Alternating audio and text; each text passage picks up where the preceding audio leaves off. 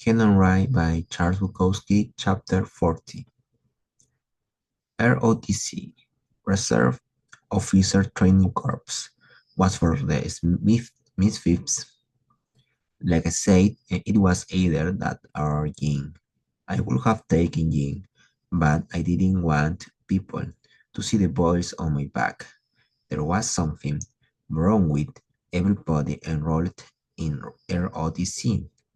It almost entirely consisted of guys who didn't like sports or guys whose parents forced them to take rods because they thought it was patriotic.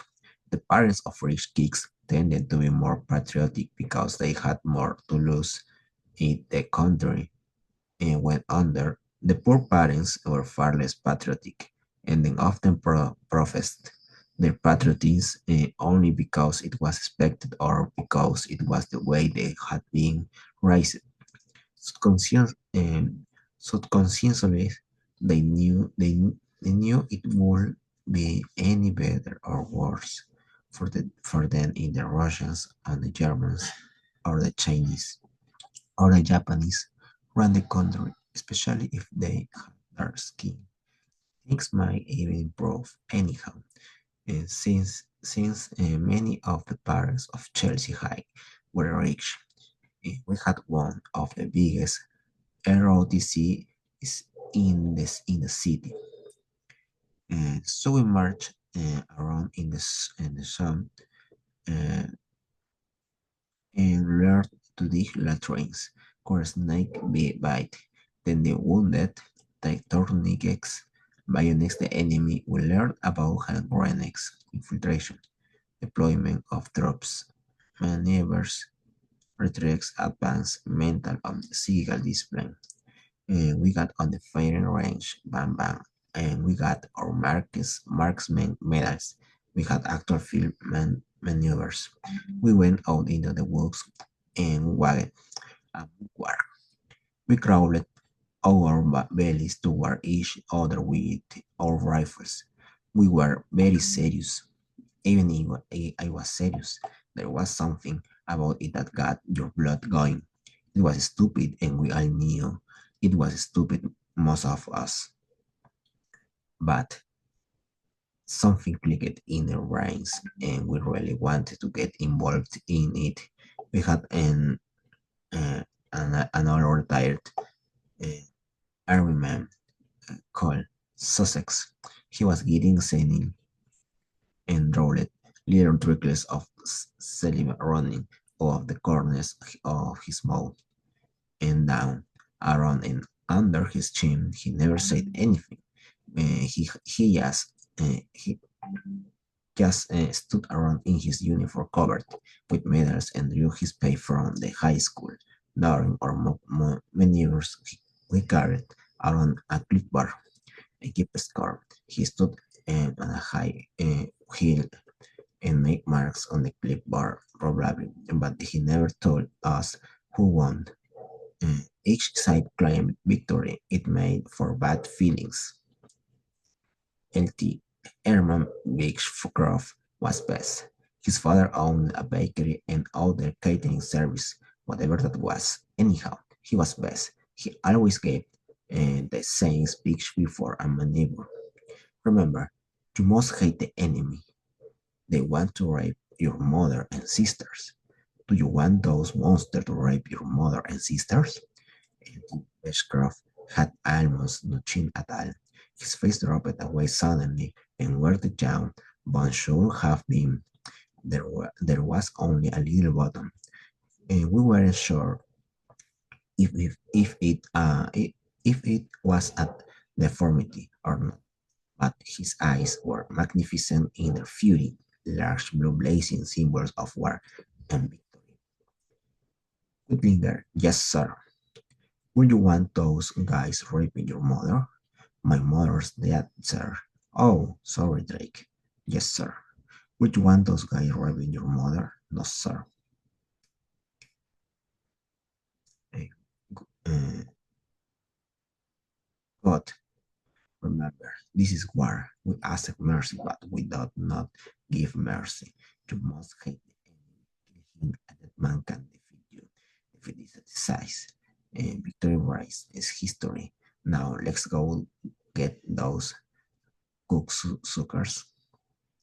We, we deployed online, send out the advanced scouts and began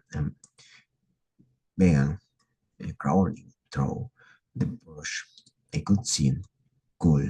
Sussex on his declipper. It was the blues versus the greens. We each had a piece of colored rags tied around our upper right arm.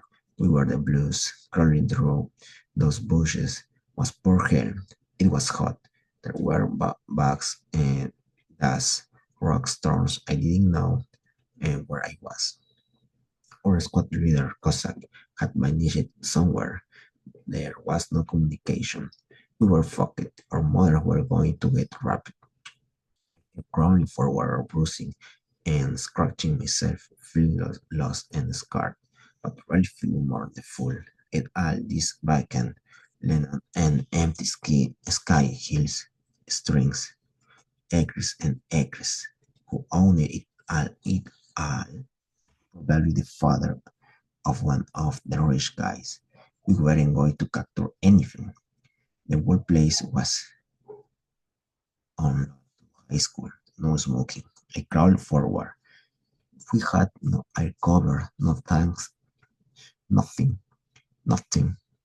We were just a bunch of fighters out on a half fast the neighbor without food, without woman, without reason. I stood up, walked over and sat down with my back against a tree, put my rifle down and waited.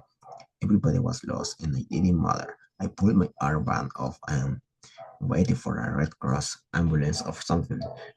Where was probably hell, but in between parts were boring. Then the bushes crowded open and a guy leaped out and saw me. He had on a green armband, a rapist. He pointed his rifle at me. I had no armband on. It was down in the grass. He wanted to take a prisoner. I knew him. He was Harry Missions. His father owned a lumber company. I sat there against the tree. Blue or green, he hollered at me. I'm not a Harry. I spy. I take spice. Come on, cut the shit, Harry. It's a game for children. Don't bother me with your faded melodrama. The bushes cracked open, and there was L.D. Beechcroft. Missions and Beechcroft faced each other. I hereby take you prisoner, screamed Beechcroft of Missions. I hereby take you prisoner, screamed Mission of at Beechcroft. They both, uh, they both were really nervous and angry. I could feel it. Beechcroft drew his saber. Surrender or I run your throat. Miso grabbed his hand by the barrel. Come on over here and I'll knock your goddamn head off. Then the bushes cracked open everywhere. The screaming had attracted, attract both and the blues and the greens. I sat again the tree while mixed it up. There was dust and so scuffling, and now and the every sound on rifles stuck against school. Oh Jesus! Oh my God! Somebody were there, were down, and rifles were lost. There were fistfights and headlocks. I saw two guys with green and armbands look in a dead grip. Then Skull Sussex appeared. He blew frantically on his whistle. Spit sprayed everywhere. Then he ran over with his shoulder stick and began beating the traps with it. He was got. I could like a with a slide like a razor. Oh shit! I quit. No, stop, Jesus, mercy, mother. The troops separated and stood looking at each other. Cool, Sussex picked up in his clipboard. His uniform was unwrinkled.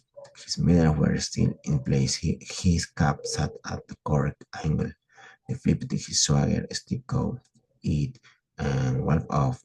We followed, went into the army trucks with the ripped canvas, sides, and tops that had brought us. The engine started and we drove off. We faced each other on the long wooden bench, and we had come on all the blues in one of the trucks, all the greens in the other. Now we were mixed together, sitting there, most of all of us, looking down at our scuffed and dusted, just being big and that to the left, to the right, up and down. As the truck tires hit the rocks in the old rocks, we were tired and we were defeated and we were frustrated. The war was over.